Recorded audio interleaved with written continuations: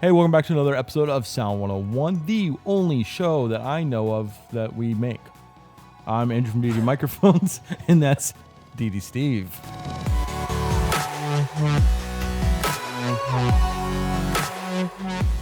Our first question comes from the Twitter sphere, and that's from Brad Fogel at FogelBR. So, Brad, you are going to win a V.Lav for being the very first question in this mailbag episode. As always, the very first question is something that is open to anyone who leaves a comment. Whenever we say, hey, we're doing Q&A, post two questions, you could potentially win a V.Lav. Brad Fogel asks, is there anything wrong with leaving a dead cat on a mic for everything? Speaking shotguns, of course. Okay. I've been a giant advocate of using as little wind protection as possible. And that's so that you don't lose your very high frequencies. Now, that said, most people's human voices do not live in those frequencies. And if you're doing interview work, ENG work, news work, documentaries, reality TV kind of work, yeah, leave it on. Why not? If you're doing narrative work where you're actually trying to capture full frequency, big sound, because you know the post-production team is going to definitely want all those frequencies.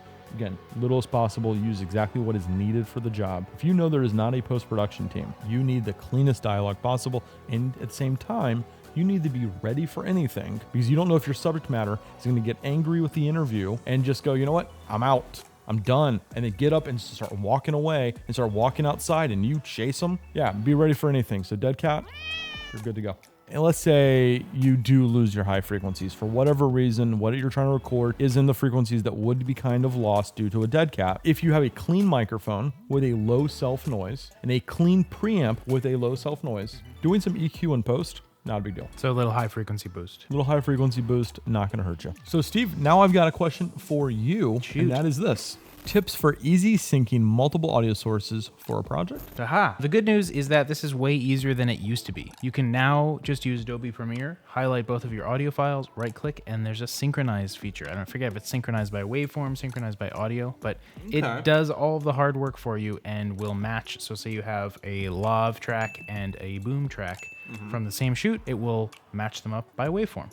And Adobe will do this, Final Cut X will do this, so will Avid. Now, is there something, though, we need to worry about in terms of syncing by waveform with multiple audio sources? Well, if the two microphones that captured this one source were very far apart, you could have timing issues. So say you have a lav on someone giving a speech or something, and then you have an on-camera microphone on a camera that's 200 feet away. When you sync up the waveforms, the problem is that it took the audio a little bit longer to get to the microphone that was further away than it did the first one. So now you have to move the picture back with the audio, and the picture is going to be ahead from that camera. Correct. I mean, you're going to end up with something probably like 200 to 300 milliseconds delay. And since, as we know, the speed of light is faster than the speed of sound, if the car is far enough away, you actually see the door shut long before you hear it slam. Which is enough to really kind of mess with your brain about what's in sync and what's not in sync. But at the very least, easy tip, right-click waveform. Mike wants to know, what is your favorite pair of headphones for monitoring audio levels?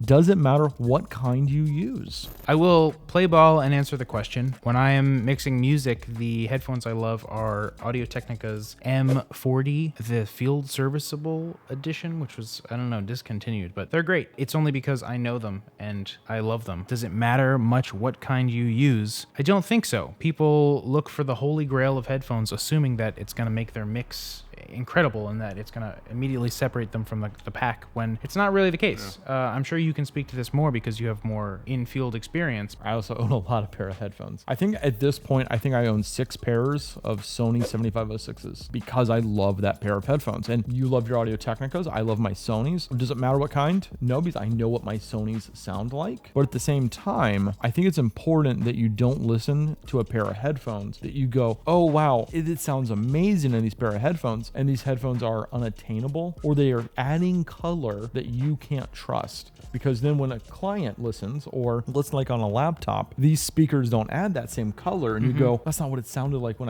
I edited it. Well, no, it didn't sound like what you edited, because your headphones were like adding so much extra color. And bass, like Beats are known for their bass, and they add that in there to make it all sound better. but it's not there in the actual mix. So when you're trying to do location sound work or even post-production editing, if that's not there, it's not going to be there when the client listens on their pair of headphones. So you need one that I think is truly uncolored, that you can trust. It can get real confusing because it's all very subjective also, which is why you like your Audio-Technicas and I like my Sonys. Next question comes from Kaido1, who I believe has asked this question multiple times, so it's finally your time. On a scale from sphere to lobar, what would you use in an echoey room? And I think if you could also speak to this term lobar, because it's one of the more infrequent ones we see. Let's talk about lobar pickup patterns, and then we'll talk about echoey rooms, and then sphere to lobar. I think that's the easiest way to tackle this one. So lobar is the tightest pickup pattern a microphone can do. Microphones can be shaped differently to get this lobar pickup pattern, but traditionally they're the long shotgun microphones. Those have gone out of style because we've come up with new interference tubes that can do that in a shorter pickup pattern. And a lobar pickup pattern, while being very focused on talent, if you don't have it just right,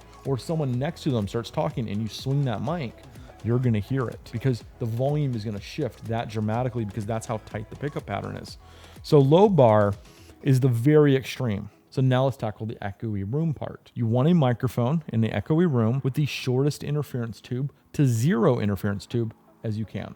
The timing that the interference tube adds will add extra reverberation and make it really, really prone to echo. So now we know not lobar and we don't want interference. So that really kind of leaves us with cardioid to hypercardioid without an interference tube. And that's kind of my choice. So there you go. Simple. Simple. So I got one last question, and this one's for you, Steve. When you lav two subjects that are in close proximity, how do you edit out ambient noise from the other person's mic, overlaying the audio in post?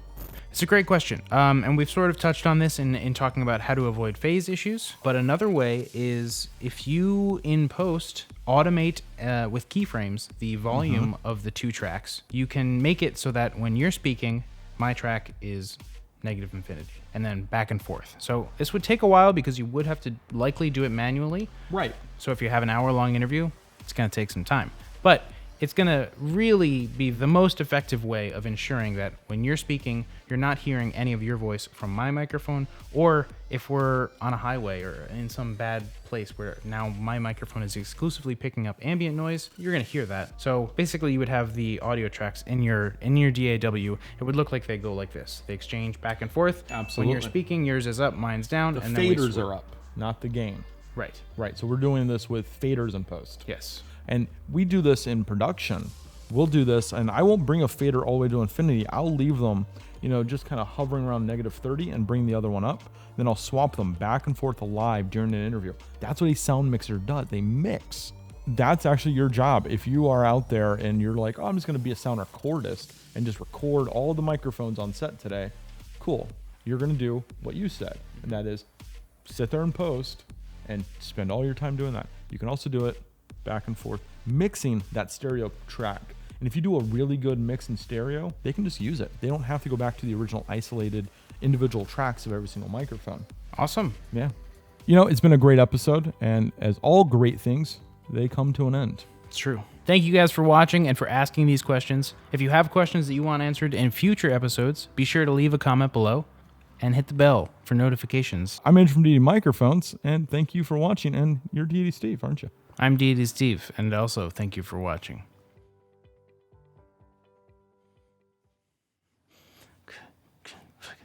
Yeah, I think I made it. There's There's something.